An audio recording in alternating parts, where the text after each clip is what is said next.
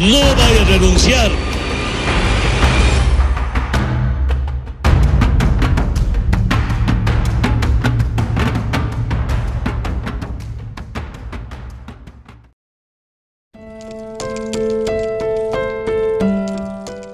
El lunes 28 de octubre pasaría a la historia como el día que marcó la línea de fuego para que el país ya no volviera a ser el mismo. Si bien las ciudades mantenían el paro cívico entre las principales calles y avenidas de las metrópolis, en las carreteras y caminos que conectan los departamentos, la orden de Morales de cercar las ciudades ya empezaba a tomar color. La estrategia de Morales, que normalmente estaba enfocada en agotar a las marchas y movilizaciones en su contra, esta vez giró en sentido de que los movimientos cívicos y plataformas murieran de hambre. La jornada estaría marcada por la violencia desde tempranas horas en la zona de Achumani en La Paz, donde se habían instalado las famosas pititas en las calles aledañas que impedían el paso tanto de transporte público como privado. El sector del transporte público, que en realidad es transporte sindicalizado, y otros sectores encabezados por el ex candidato Jesús Vera, afines al gobierno desde hace muchos años, decidieron tomar al toro por las astas y enfrentar los bloqueos de la zona. Guayani sería el escenario que registraría los primeros enfrentamientos del día. Misma suerte correría la ciudad de Cochabamba, donde el transporte sindicalizado y afines al MAS se enfrentaba a vecinos de la zona sur de la ciudad. En paralelo,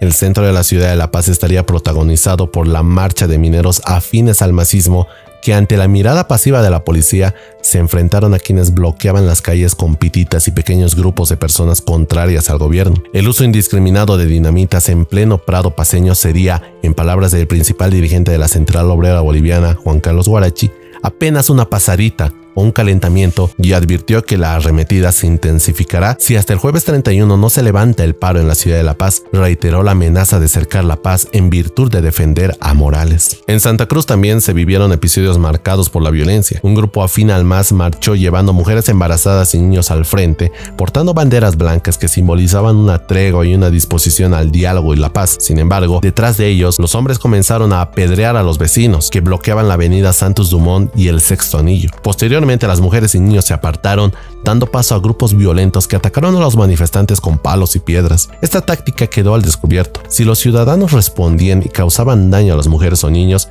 ellos quedarían como los agresores, mientras los verdaderos perpetradores se ocultaban tras la fachada de La Paz. Antes de terminar el mediodía, el vicepresidente García Linera, en conferencia de prensa, mostraría un mapa que se volvería primero un meme antes que demostrar el aparente triunfo del MAS en las elecciones nacionales. Lo anterior solo reafirmaba dos cosas: el innegable apoyo al MAS en las áreas rurales y provincias del país, y segundo, y más relevante aún, es que los puntos de distinto color azul partidario representaban las principales ciudades del país y, en consecuencia, los territorios que, por muy pequeños y minúsculos que aparecían en el mapa azul, eran demográficamente mayores al resto. La relación área urbana-rural siempre se había mantenido en un 70-30%, y eso al MAS lo sabía. Una vez más, Carlos Mesa era el enemigo del proceso de cambio, y García Linera, haciendo uso de su típico lenguaje burlesco, arremetió contra él sin reparo, y en consecuencia a lo afirmado por Morales hace ya varios días, acusó a dichas movilizaciones ciudadanas de estar gestando un golpe de Estado. La tarde del 28 estaría protagonizada por dos grandes manifestaciones en sede de gobierno. Primero, el Cabildo del Chuquiagomarca y el festejo en el Alto por la victoria de Morales. El Cabildo de la zona sur tenía por objetivo, primero, mantener los paros en las ciudades de manera, como a Mesa le gusta llamar, pacífica y democrática. Resultó particular y llamativa la participación de ADEP Coca en el Cabildo de la zona sur, aunque esto se explica por los constantes hostigamientos del gobierno de Evo Morales en demérito de los productores de coca del Chapare. También sería interesante la participación de Guadalupe Cárdenas, representante de las esposas de los policías, que garantizaba que la gasificación a las protestas en contra del gobierno serían cosa del pasado. Pero si una presencia que estaba muy anticipada por todos ese día era la de Luis Fernando Camacho. Sin embargo, este último no pudo por el rechazo que recibió de un grupo de personas que lo responsabilizarían de los actos violentos que amenazaban al país desde hace ya varios días. O tal vez no quiso presentarse en ese momento porque sabía que la popularidad de Carlos Mesa y la clase política hasta ese momento ya se estaba agotando luego de una semana de movilizaciones donde en la práctica no se había conseguido nada. Finalmente, el Cabildo cobraría protagonismo por las palabras de Mesa, que se llevó vítores de los asistentes al sentenciar: aquí estoy, o voy preso o voy a la presidencia. Definitivamente el carácter tibio de Mesa había cambiado ese día, o al menos eso parecía. porque se le agotaba el tiempo de explotar las manifestaciones a su favor. Esto se reafirmaría porque comenzaban a sonar pequeñas voces ya no de una segunda vuelta, sino nuevas elecciones y luego la renuncia de Evo Morales. Casi al unísono, en otro cabildo convocado en Plaza San Francisco por Félix Pazzi, donde proclamó la anulación de las elecciones presidenciales y exigir la renuncia de los vocales del Tribunal Supremo Electoral por el presunto fraude electoral. En el Cabildo del MAS en la ciudad del Alto el ambiente era distinto, donde los sectores afines al gobierno celebraban una nueva gestión de Morales, quien volvió a teñir su discurso con las mismas palabras de confrontación de siempre, pero sospechosamente con una intensidad atenuada. La noche del 28 cerraría con la pobre participación de Susana Rivero, diputada del MAS, en el programa de Fernando del Rincón en CNN, donde no pudo ni siquiera justificar el anuncio de Morales de cercar las ciudades y apenas sí podía referirse al mismo mapa azul que había presentado García Linera en horas de la mañana. Así cerraría la primera jornada de la que sería la que determinaría qué estrategias emplearían ambos bandos en afirmar su posición en el conflicto.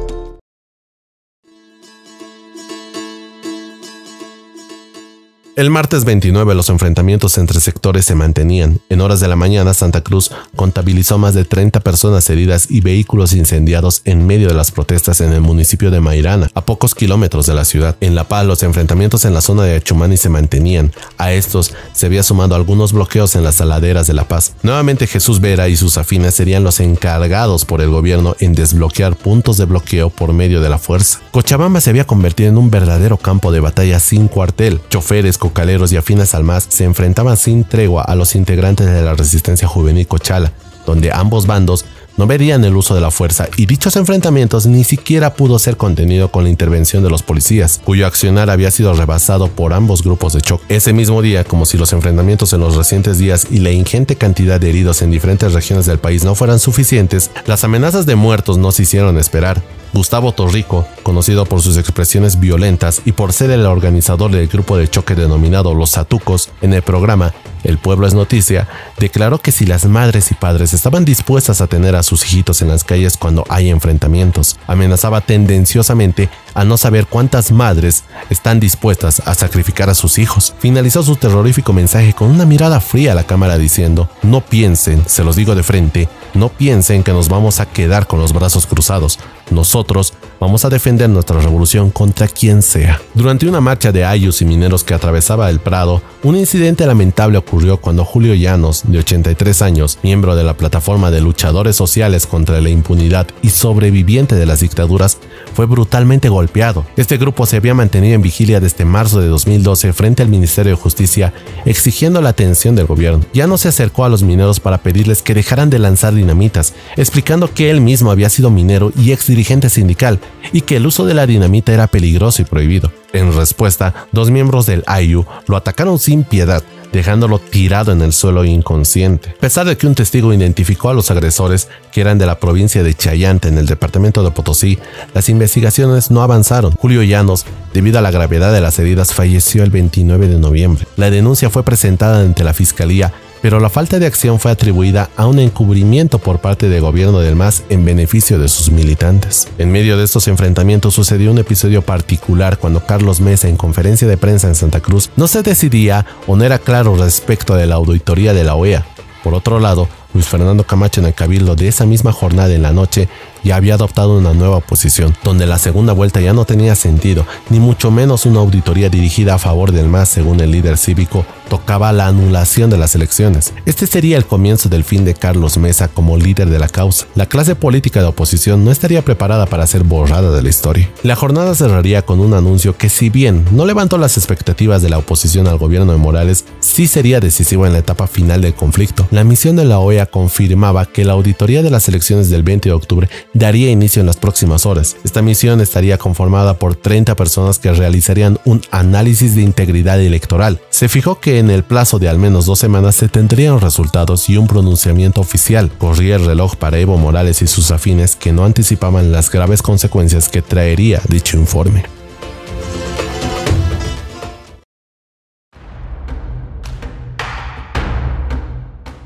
El miércoles 30 sería una jornada marcada primero por una aparente fractura entre las plataformas, partidos políticos de oposición y otros frentes respecto a la auditoría de la OEA. Víctima de su indecisión, Carlos Mesa había cometido el infortunio de referirse a dicha auditoría como la única manera de mostrarle de manera inequívoca el fraude en las elecciones. Hábilmente, el canciller Diego Pari recogió las declaraciones de Mesa como una aceptación tácita de la realización de la auditoría. El daño ya estaba hecho. Más tarde, Luis Fernando Camacho se refirió a este hecho aludiendo que si Mesa opta por ese camino, deberá responsabilizarse del resultado de ese proceso. Con ello, la separación entre los movimientos cívicos y las plataformas de los partidos políticos y en especial de Carlos Mesa era una realidad. Mientras tanto, el oficialismo continuaba con la narrativa de golpe de Estado en todos los actos de gobierno, como la entrega de obras en el municipio de Quillacas, en Oruro. Los enfrentamientos en La Paz y Cochabamba y otros departamentos mantenían su intensidad, reportando decenas de heridos y destrucción del ornato público. Pero sería Santa Cruz donde se confirmarían los 2 primeros muertos del conflicto. En la ciudad de Montero,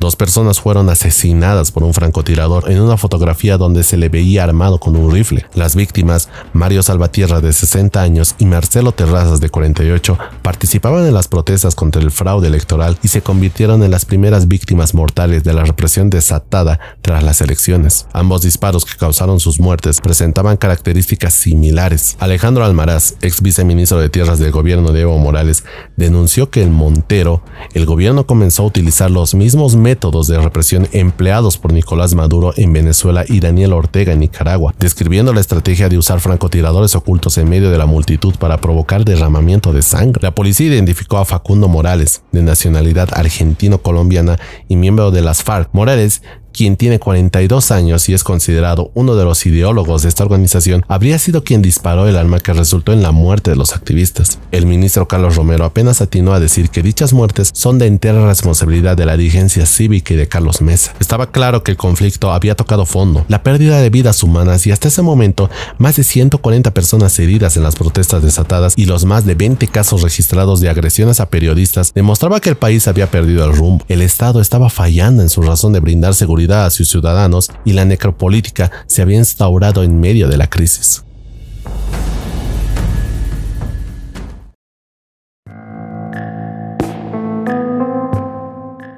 Llegamos entonces al último día del mes, 31 de octubre, que amaneció de luto por las recientes muertes en Montero. Evo Morales se refirió al respecto, primero expresando su condolencia a las familias dolientes, pero a la vez señaló una vez más que estos actos se originan por las protestas ante su triunfo en las pasadas elecciones. Una vez más empleó la figura de golpe de Estado, denunciando que un supuesto primer golpe planificado para el martes había fracasado y anunciaba que uno nuevo se estaba gestando para esa misma jornada. Nada había cambiado en la actitud de Morales respecto a la crisis.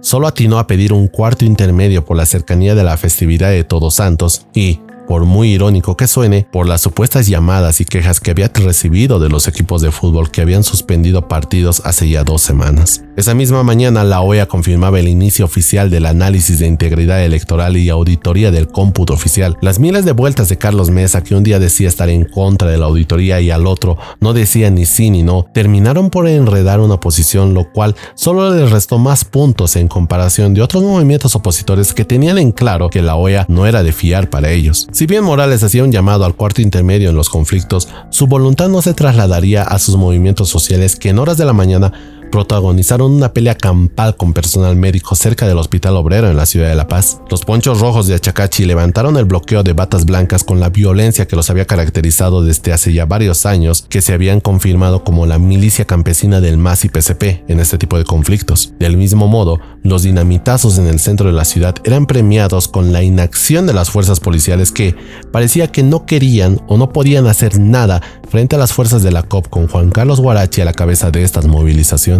Llegaba el crepúsculo y con ello se empezaba a conformar los distintos cabildos en las diferentes ciudades del país. En la ciudad de La Paz sería el CONADE quien realizaba la convocatoria en la avenida Montes a la altura de la CBN. En este punto, el CONADE había marcado distancia con Carlos Mesa, Comunidad Ciudadana y cualquier otro partido político. Waldo Albarracín finalmente resolvió, frente a la exclamación popular, exigir la renuncia de Evo Morales a la presidencia del Estado, exigir la anulación de las elecciones del 20 de octubre y finalmente convocara nuevas elecciones con un Tribunal Supremo Electoral nuevo, sin la participación del binomio Morales García Linera. Los gritos de "ni mesa ni Evo" se apoderaron del cabildo, que había marcado una clara independencia de agentes políticos de siglas políticas. Dentro de las determinaciones del cabildo también se convocó a la policía y a las fuerzas armadas a unirse a su pueblo y no mancharse las manos con la sangre de los bolivianos. Las medidas de presión se mantendrían y se radicalizarían hasta que Morales dimita su mandato. Los cabildos de Cochabamba y Santa Cruz irían en la misma línea del cabildo paceño. Una vez concluido el cabildo en la ciudad de La Paz, sus participantes vieron por conveniente probar suerte y tomar Plaza Murillo,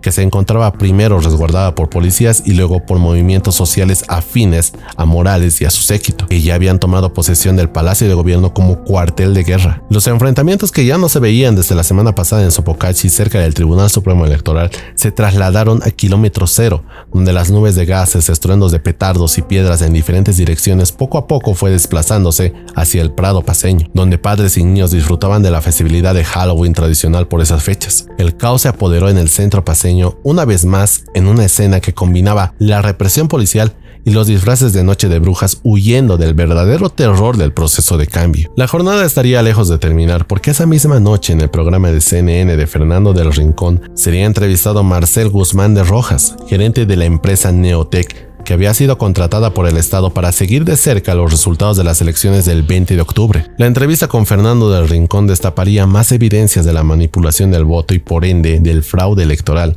Guzmán confirmaría que la presidenta del Tribunal Supremo Electoral, María Eugenia Choque, lo llamó para interrumpir el sistema de conteo rápido la noche del 20 de octubre. Los argumentos fueron que había un servidor extraño. Después le dijeron que cambiaron las tendencias de los resultados, lo cual era falso, y finalmente que observaron un tráfico anormal. El gerente de Neotec también se refirió al corte de electricidad y del servicio de internet que sucedió esa noche. Los difuntos que aparecieron entre los votantes y las listas de inhabilitados demostraban que las manipulaciones de la sala plena del Tribunal Supremo Electoral quedaron al desnudo con tales revelaciones.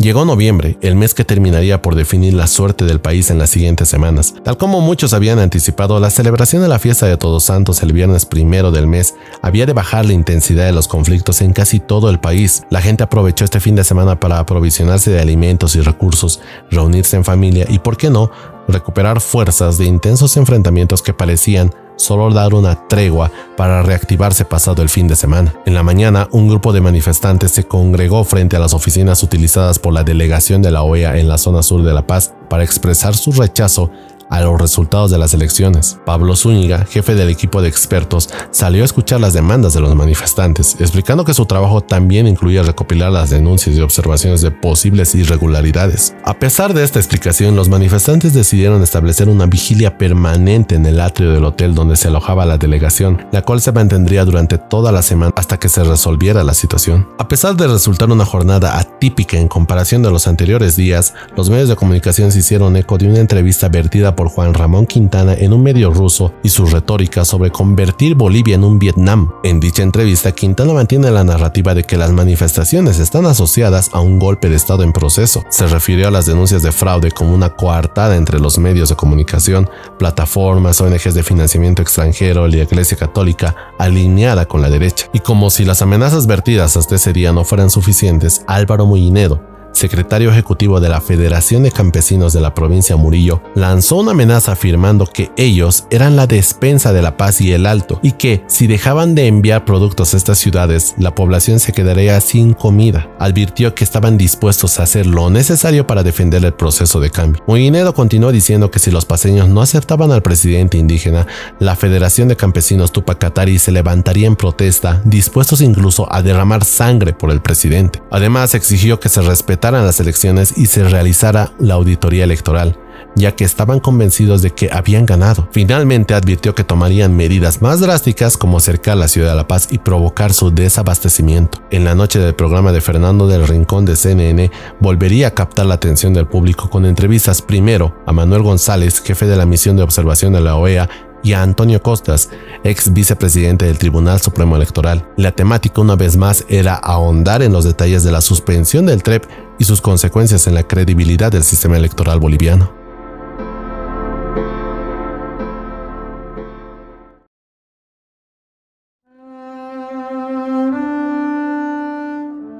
El feriado del 2 de noviembre había caído en sábado, lo que normalmente se traducía en una jornada con poco movimiento similar a la jornada anterior. Ese día la policía informó que los presuntos autores intelectuales e instigadores de los asesinatos en Montero habían sido identificados: Daisy Choque, diputada electa del MAS, y su hermano Bismarck. La casa de ambos fue allanada, pero los sospechosos no fueron encontrados. Por otro lado, y fiel a aprovechar estos momentos para salir del paso y entregar obras en el área rural, Evo Morales continuaba con su narrativa del golpe de Estado, retomando el viejo dilema de campo versus ciudad. La jornada en sí hubiera pasado desapercibida, pero el cabildo celebrado a los pies del Cristo Redentor en Santa Cruz le agregaría más tensión a la situación. Se tomaron decisiones más duras respecto a sus exigencias con el gobierno. La primera de ellas, una carta dirigida a las Fuerzas Armadas para instarlas de no disparar contra el pueblo, y la segunda, que sería la que más repercusiones traería, sería darle un plazo de 48 horas al que Camacho llamaba dictador a Evo Morales para que éste renuncie. Si cumplidas las 48 horas y el día lunes no había renunciado,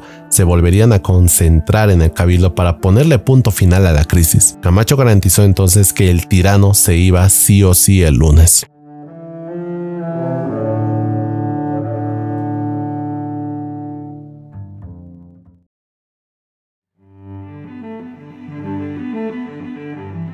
El domingo 3 de noviembre se perfilaba como el último fin de semana donde las cosas parecían mantenerse sin cambios drásticos, pero sería el punto de partida para que Morales y los suyos empezaran a alistar maletas sin saberlo. Producto de las declaraciones de Camacho en el cabildo de la noche anterior, Morales tuvo una reunión con su gabinete y el vicepresidente con el objetivo de garantizar las medidas de seguridad y de vigilancia a su entorno. Mantuvieron el discurso de esperar los resultados de la OEA, pero debían contar con un plan B para actuar cuando fuese necesario. En horas de la mañana, Morales tuvo una entrevista en Radio San Gabriel, en la zona de Villa Adela, en la ciudad del Alto. Cuando se le preguntó sobre el ultimátum de Camacho, este giró la conversación a la narrativa de golpe, ya no un golpe contra Evo, sino contra el pueblo, como él afirmaba. Hizo una convocatoria a sus bases, sus movimientos sociales y en especial a la ciudad del Alto, su bastión por excelencia, y a la ciudad de La Paz para defender el voto indígena de fuerzas de oposición discriminadoras. No había nada nuevo en su discurso. Cerró su alocución con respetar el resultado de la auditoría de la OEA, sea cual fuere, una promesa que no pudo, o más bien no quiso cumplir más adelante. Por otro lado, su ministro Carlos Romero enfrentó a Camacho por medio de las pantallas de televisión boliviana. Afirmó que el ultimátum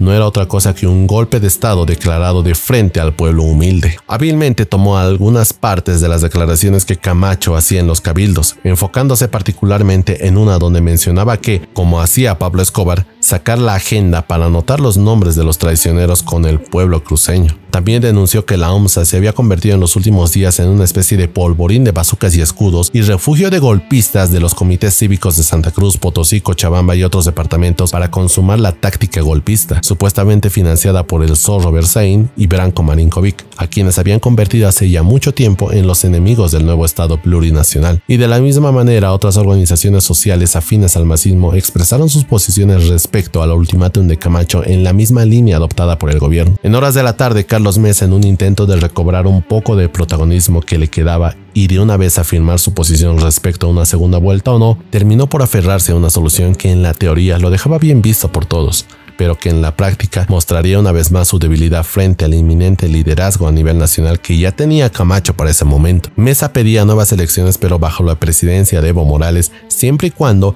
dichos comicios se realizaran antes del 22 de enero de 2020. Había quedado claro que Mesa no quería comprometerse con lo que el gobierno había decidido llamar un golpe de Estado. Finalmente, Santa Cruz vivió un mini cabildo en horas de la noche donde Luis Fernando Camacho volvió a referirse sobre el ultimátum a Evo Morales y le recordó que solo le quedaban 21 horas para renunciar a su mandato. Volvió a convocar a un cabildo para el día siguiente donde se tomarían nuevas medidas para garantizar que el tirano ya no formaría parte de la historia de Bolivia. Este anuncio no dejó indiferente a nadie. Desde la ciudad del Alto, el presidente de la FEJUVE, Basilio Villasante, ya pensaba en asegurar una vigilia permanente en el aeropuerto internacional de esa ciudad para evitar el ingreso de Camacho. Sería el anuncio de la semana más decisiva de la historia reciente. La suerte ya estaba echada.